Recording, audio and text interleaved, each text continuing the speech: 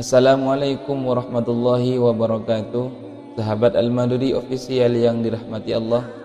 Pada kesempatan kali ini saya akan menceritakan sebuah kisah tentang orang alim dan iblis, yang mana kisah ini dikutip di dalam kitab Ihya Ulumuddin karangan Imam Ghazali rahimahullah. Dikisahkan di antara kaum Bani Israel ada seorang laki-laki yang ahli ibadah. Ia beribadah kepada Allah dalam masa yang lama.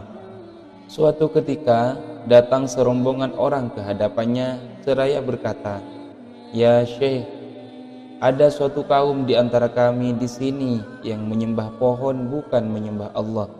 Mendengar kabar tersebut, maka laki-laki alim itu marah, kemudian mengambil kapak dan disandangkan di atas pundaknya seraya bergegas pergi menuju pohon yang disembah untuk ditebang. Setelah dekat dengan pohon itu, ada seorang laki-laki tua menyambutnya.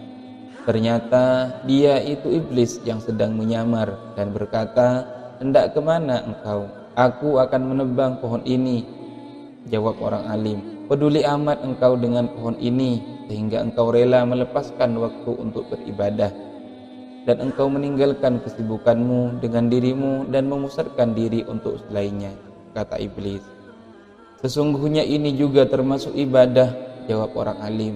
"Jika engkau mau menebang pohon ini, maka aku tak akan tinggal diam. Aku akan menghalangimu untuk menebangnya," kata iblis. Lama-kelamaan iblis dan orang alim itu bertengkar dengan kata-kata. Suasana semakin memanas dan akhirnya terjadilah perkelahian sengit. Dan yang unggul adalah orang alim dengan membanting iblis lalu menindih dadanya. Dalam posisi kalah tersebut, maka iblis berkata seraya memelas, "Lepaskan aku supaya aku bisa bicara denganmu." Mendengar iblis berkata demikian, maka orang alim itu berdiri dan meninggalkan iblis. Ditinggal seperti itu, iblis berkata, "Hai Kisana, sesungguhnya Allah telah menggugurkan kewajiban ini darimu dan tidak mewajibkannya atas dirimu. Engkau menyembahnya. Allah mempunyai nabi-nabi di muka bumi ini. Andaikan Allah menghendaki, niscaya Dia mengutus mereka kepada penduduk bumi dan menyuruh mereka menebang pohon ini. Walau bagaimanapun pohon ini tetap harus aku tebang," jawab orang alim, bersikeras dengan niatnya. Lalu iblis kembali menyerang orang alim tersebut dan tetap saja iblis kalah lagi. Kembali orang alim itu membantingnya dan kembali menindih dadanya. Dalam keadaan seperti itu, maka iblis berkata, "Maukah engkau mendapatkan sesuatu yang memutuskan antara engkau dan aku, sedangkan ia lebih baik dan lebih berguna?" "Apa itu?" tanya orang alim. "Lepaskan dulu aku, baru aku akan memberitahumu," kata iblis. Karena terpengaruh rasa penasaran, maka orang alim itu pun melepaskan iblis. Setelah dilepas, iblis berkata, "Engkau ini kan orang miskin yang tak punya apa-apa, dan keadaan demikian membuatmu jadi meminta-minta kepada orang-orang.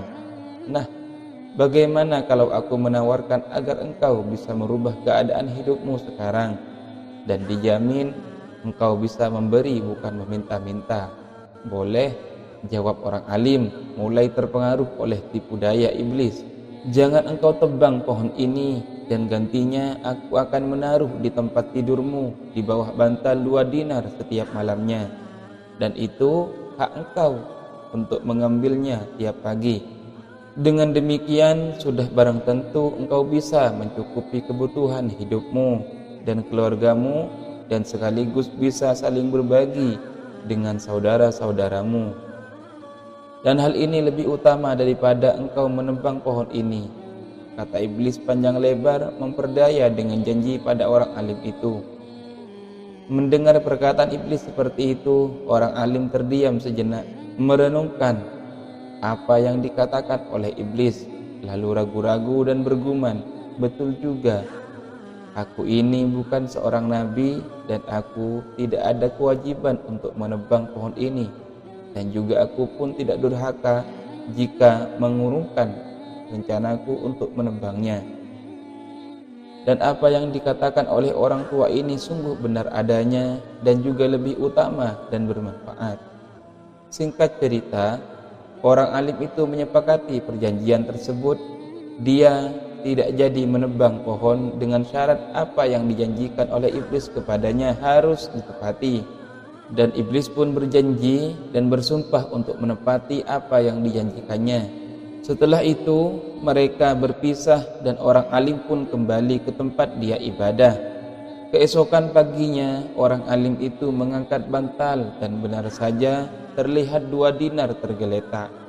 Maka ia pun mengambilnya. Begitupun esok harinya 2 dinar tergeletak dan ia pun mengambilnya. Tapi ketika masuk hari ketiga, ia tidak melihat 2 dinar tersebut. Dan kejadian itu berulang-ulang pada hari-hari berikutnya. Maka dengan kejadian ini ia pun marah. Lantas ia mengambil kapak dan menyandangnya, yang kemudian dia mendatangi pohon di mana ia bertemu dengan iblis. Tak lama kemudian sampailah orang alim itu ke pohon tersebut, dan di sana sudah terlihat iblis seraya menyambutnya dengan sosok seperti semula, yakni menyamar sebagai orang tua. Terdengar iblis menyambut dengan pertanyaan, "Hai, mau kemana kamu?" "Aku akan menebang pohon ini," jawab orang alim dengan nada geram. "Haha." Iblis tertawa lebar. "Hai pemuda, sekarang kau tak akan mampu untuk menebang pohon ini dan juga tak bisa mengalahkanku. Kalau kau tak percaya, silakan saja kau coba," sambung iblis. "Keparat kau, dasar pembohong." Tukas orang alim dan langsung menyerang iblis yang menghalangi rencananya untuk menebang pohon itu. Tapi aneh, keadaan jadi terbalik. Pada awalnya dia bisa mengalahkan iblis, tapi sekarang dia dikalahkan oleh iblis. Dengan beberapa gerakan orang alim itu bisa dilumpuhkan oleh iblis. Dan iblis berkata sambil menindih orang alim tersebut, "Hentikan rencanamu untuk menebang pohon ini jika engkau ingin selamat, tapi jika engkau tetap bersikeras untuk menebangnya, maka aku akan membunuhmu."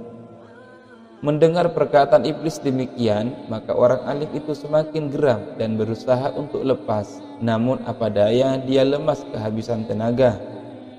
Merasa dirinya kalah, maka orang alim itu pun balik bertanya pada iblis, "Kenapa jadi begini?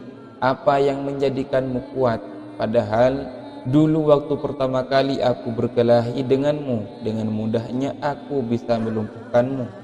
Tapi kenapa sekarang menjadi terbalik?" "Haha," iblis kembali tertawa. "Dulu ketika pertama kali kita bertemu, engkau merencanakan menebang pohon ini dengan niat ikhlas karena Allah. Dan tujuanmu hanya satu, yakni ridhonya. Maka Allah memberikan kekuatan sehingga engkau bisa mengalahkanku. Tapi sekarang engkau datang untuk menebang pohon ini dan melawanku. Niatnya sudah berbeda, bukan karena Allah, tapi karena engkau tidak menemukan apa yang aku janjikan. Jadi rencana dan niatmu sudah berubah, maka aku bisa mengalahkanmu," sambung iblis menjelaskan. Demikian sebuah kisah yang sangat bermakna bagi kita semua. Pentingnya ikhlas dalam beribadah karena Allah tanpa adanya suatu apapun di dalam benak kita. Kita pusatkan ketika kita beribadah apapun, niat lillahi ta'ala. Dengan itu semuanya kita akan mendapatkan sebuah hikmah yang luar biasa yang akan kita dapat. Terima kasih bagi teman-teman sahabat Al-Maduri Official yang telah membantu, mendukung dan mensupport channel Al-Maduri Official. Tiada kata-kata yang dapat saya sampaikan kecuali ucapan terima kasih yang sebanyak-banyaknya. Demikian dari saya. Wabillahi taufiq wal hidayah. Wassalamualaikum warahmatullahi wabarakatuh.